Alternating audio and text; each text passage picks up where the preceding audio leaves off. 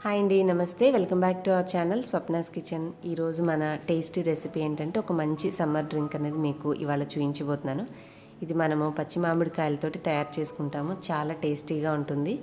మనకి వేసవి కాలంలో ఈ డ్రింక్ తాగడం వల్ల ఒంటికి చలవ చేయడమే కాకుండా జీర్ణశక్తికి కూడా చాలా బాగా ఉపయోగపడుతుంది.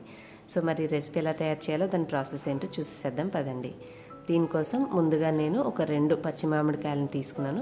వీటిని మీరు ఇదే విధంగా డైరెక్ట్గా కుక్కర్లో పెట్టి కూడా ఉడికించుకోవచ్చు. కానీ మనం ఉడికిన తర్వాత తీసుకునే ప్రాసెస్ అనేది కొంచెం ఎక్కువగా ఉంటుంది. అలా కాకుండా ఉండాలంటే ముందుగానే మనము వీటికి మూతి దగ్గర కట్ చేసేసి మంచిగా 2 కాయలకి ఉన్నటువంటి తోలంతా తీసేసి పక్కన పెట్టుకోవాలి. ఈ విధంగా రెండిటికి తోలు తీసేసిన తర్వాత చాకుతో చిన్న చిన్న ముక్కలుగా కట్ చేసుకోవాలి. ఈ చిన్న ప్రాసెస్ మనము ఉడికించక ముందే చేసుకుంటే తర్వాత పని అనేది తేలిగ్గా ఉంటుంది.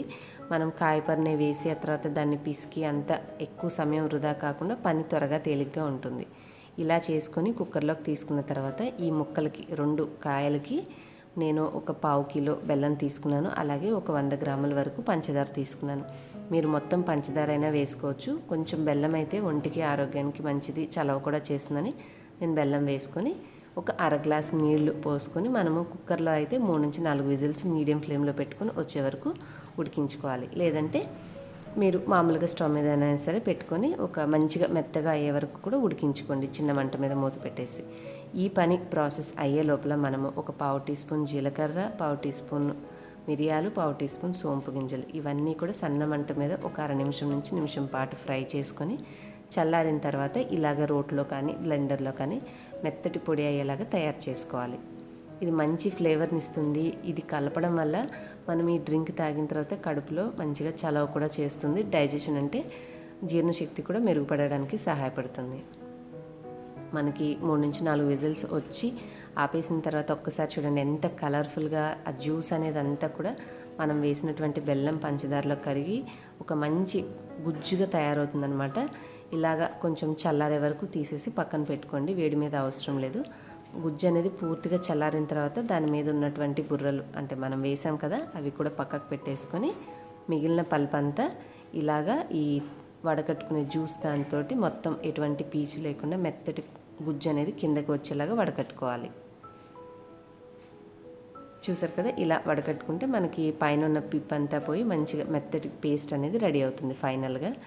సో ఇదండి, ఈ విధంగా ముందు ఈ బేస్ అనేది మీరు తయారు చేసేసుకొని ఫ్రిడ్జ్లో స్టోర్ చేసుకుంటే ఒక 1 వీక్ పాటు మీకు ఎప్పుడు తాగాలనిపిస్తే అప్పుడు ఎలా తయారు చేసుకోవాలి ఇప్పుడు చూపిస్తాను నేను.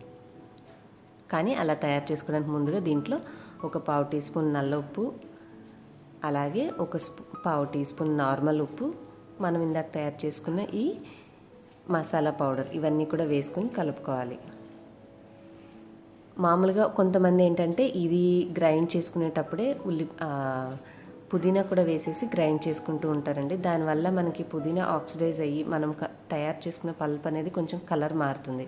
సో అలా పుదీనా వేయాల్సిన అవసరం లేకుండా మీరు తాగాలి అని అనుకున్నప్పుడు కొంచెం మనం ఈ గుజ్జుని ఒక 3 నుంచి 4 స్పూన్లు ఇందులో వేసుకుని బ్లెండర్లో కానీ మిక్సీ జార్లో కానీ కొన్ని ఐస్ క్యూబ్స్ వేసుకొని మీరు ఒక అర గ్లాస్ నీళ్లు వేసేసి మంచిగా కలుపుకున్న తర్వాత ఇందులో కొన్ని పుదీనా ఆకులు వేసుకుని గ్రైండ్ చేసుకోండి. దీనివల్ల ఫ్రెష్ పుదీనా ఆకులు తీసుకోవడం వల్ల అది మన ఒంటికి చలవ చేయడమే కాకుండా ఆరోగ్యానికి కూడా చాలా మంచిది. అలాగే జీర్ణశక్తి కూడా చక్కగా పెంపొందిస్తుంది.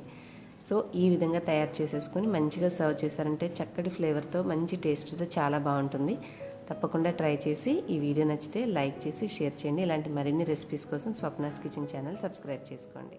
మరొక వీడియోలో కలుద్దాం.